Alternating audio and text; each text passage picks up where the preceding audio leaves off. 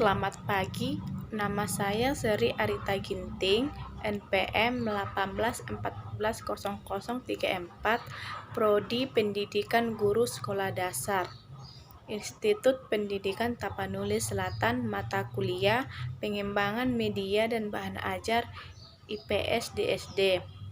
Judul materi hari ini yaitu prosedur pengembangan bahan ajar. Adapun langkah-langkah dalam pengembangan bahan ajar yaitu yang pertama, menentukan kriteria pokok pemilihan bahan ajar dengan mengidentifikasi standar kompetensi dan kompetensi dasar. Yang kedua, mengidentifikasi jenis-jenis materi bahan ajar. Yang ketiga, mengembangkan bahan ajar yang sesuai atau relevan dengan SK sampai KD-nya yang telah teridentifikasi tadi.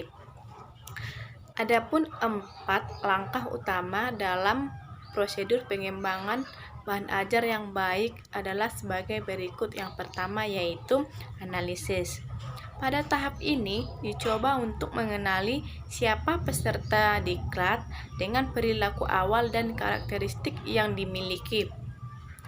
Perilaku awal berkenaan dengan penguasaan dan kemampuan bidang ilmu atau mata pelajaran yang sudah dimiliki peserta. Yang kedua, perancangan.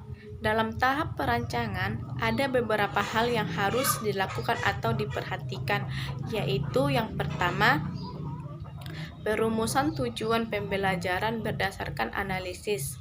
Yang kedua, perumusan topik mata pelajaran. Yang ketiga, pemilihan media dan sumber.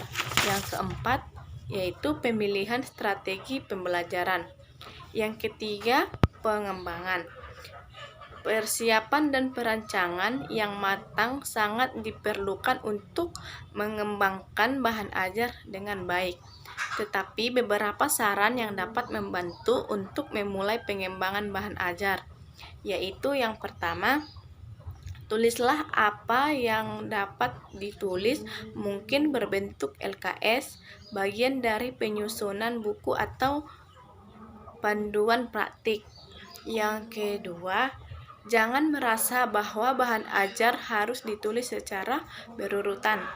Yang ketiga, tulis atau kembangkan bahan ajar untuk peserta yang telah dikenal. Yang keempat, ingat bahan ajar yang dikembangkan harus dapat memberikan pengalaman belajar kepada peserta.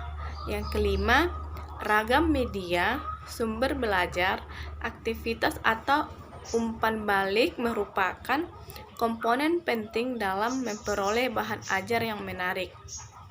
Yang keenam, ragam contoh alat bantu belajar. Yang terakhir yaitu gaya penulisan untuk bagian tekstual, naratif, deskriptif, argumentasi, dan perintah agar peserta dapat memahami maksud penatar. Yang terakhir yaitu evaluasi dan revisi.